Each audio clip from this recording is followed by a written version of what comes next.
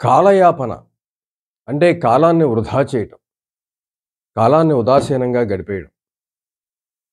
సమయాన్ని ఏ విధమైనటువంటి ఉద్దేశం లేకుండా, లక్ష్యం లేకుండా అలా గడిపేస్తుండడం కాలయాపన చేయటం అవుతుంది. తీవ్రమైన నిరాశ, నిస్పృహల్లో ఉన్న వ్యక్తులు ఏ పని చేసినా మంచి ఫలితాలు అందుకోని వ్యక్తులు ఒక ఉదాసీన వైఖరితోటి ఉండే వ్యక్తులు ఎక్కువగా ఈ కాలయాపన చేస్తూ ఉంటారు. ఈ కాలయాపన ఖరీదు ఒక జీవితం అని అనుకోవచ్చు. ఏదన్నా అనుకుంటారు, దాన్ని సాగదీస్తూ ఉంటారు. రోజుల తరబడి, నెలల తరబడి. ఆ పని అవ్వదు.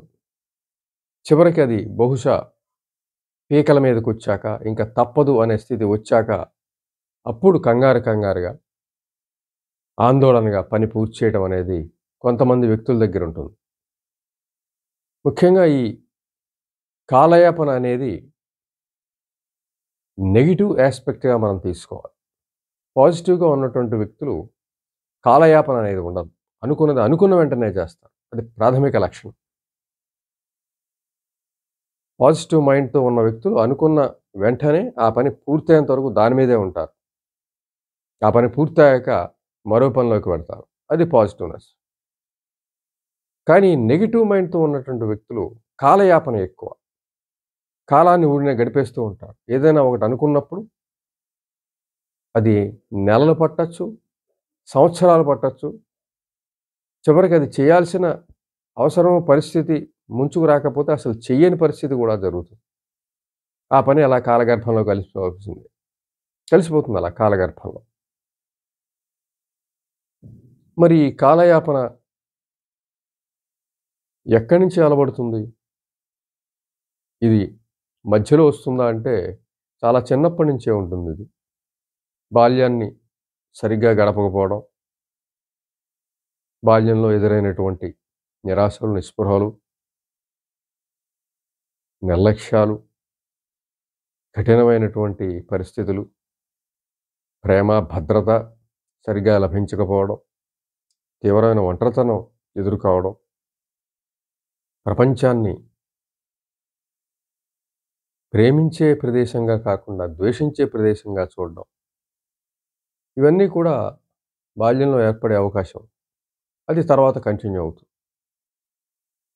అలా అవ్వటంలో ఎందుకంటే బాల్యంలోనే లభించాల్సినటువంటి ప్రేమ, భద్రత, శ్రద్ధ, మద్దతు ఇవన్నీ కూడా లభించనప్పుడు తీవ్రమైనటువంటి ఒంటరితనంలోకి, తీవ్రమైనటువంటి ఆందోళనలోకి వెళ్ళడం జరుగుతుంది. ప్రపంచానికి నేను భిన్నంగా ఉన్నాను. నా చుట్టూ ఉన్న వ్యక్తుల కన్నా నేను భిన్నంగా ఉన్నాను. వాళ్ళలా నేను ఉండలేకపోతున్నాను. వాళ్ళకిలా నేను నవ్వలేకపోతున్నాను.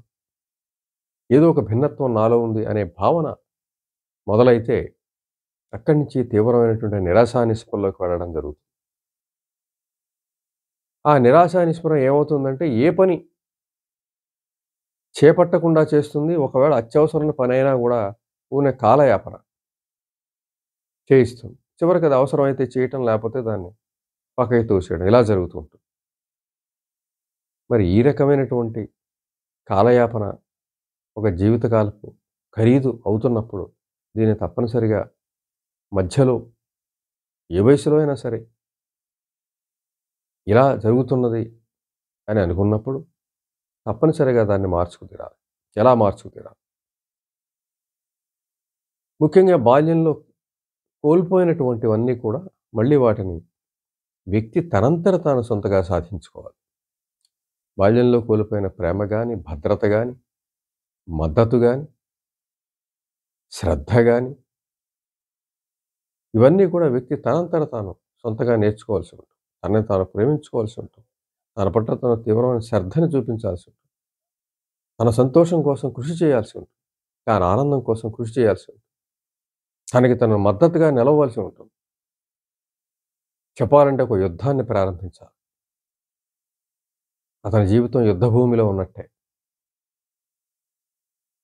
ఎవరి మద్దతు కోసం ప్రాకులాడటం, ఎవరి ప్రేమ కోసం ప్రాకులాడడం, ఎవరి సహాయం కోసం ప్రాకులాడడం, ఇవన్నీ పక్కన పెట్టాలి. జీవితంలో ముఖ్యమైన లక్ష్యాలను ఏర్పాటు చేసుకో.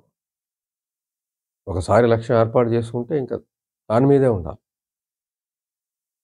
దాని గురించి ఆలోచిస్తుండాలి. దాని సాధన విషయమే చేస్తుండాలి. ఒక లక్ష్యాన్ని పెట్టుకున్నప్పుడు ఒక కార్యాచరణ రూపొందించుకొని నిరంతరం ఆ లక్ష్యం గురించి మనం ఏం చేస్తున్నాం? ఈరోజు ఏం చేసాం? ఈ క్షణం ఏం చేసాం? ఆ లక్ష్యం జీవిత లక్ష్యం అయి ఉంటుంది. ఆ లక్ష్యం జీవితానికి సంబంధించిన అన్ని సుఖాలని, అన్ని ఆనందాలని ఇస్తుంది. అటువంటి లక్ష్యాన్ని ఏర్పాటు చేసుకోవాలి. దాని మీద కార్యాచరణ ఏర్పాటు చేసుకోవాలి. దాని మీద నిరంతరమైన కృషి కొనసాగించాలి. ఎక్కడ కాలం వృధా అనేది పనికిరాదు. ఇంచేతంటే గతంలోనే చాలా కాలం వృధా అయిపోయింది. బహుశా ఈ అవేర్‌నెస్, ఈ ఎరుక, గుర్తింపు వచ్చేసరికి ఏ వయసులో అయినా వస్తుందని చెప్పుకున్నాం కాబట్టి, అది 40 కావచ్చు, 50 కావచ్చు, 60 కావచ్చు, 70 కావచ్చు. ఏ వయసు వచ్చినా సరే, అప్పటికి ఇంకా ఉదాసీన వైఖరి పనికిరాదు. అప్పటికి కాలయాపన పనికిరాదు. అప్పటినుంచి మంచి లక్ష్యాలు ఏర్పాటు చేసుకొని, ఎప్పుడైతే లక్ష్యం గట్టిగా ఉంటుందో, ఈ బాధలు, ఈ నిరాశలు, నిస్పృహలు, ఈ కాలయాపన ఇవన్నీ కూడా పక్కిపోతాయి. లక్ష్యం మీదే దృష్టి ఉన్నట్లయితే, లక్ష్యానికి అంత శక్తి మనం ఇవ్వగలిగితే, ఆ లక్ష్యం మనలో ఉన్నటువంటి ఎన్ని లోపాలని సవరిస్తుంది. అధిగమిస్తాం ఇవన్నీ గూడా. అధిగమించి ముందుకెళ్తాం.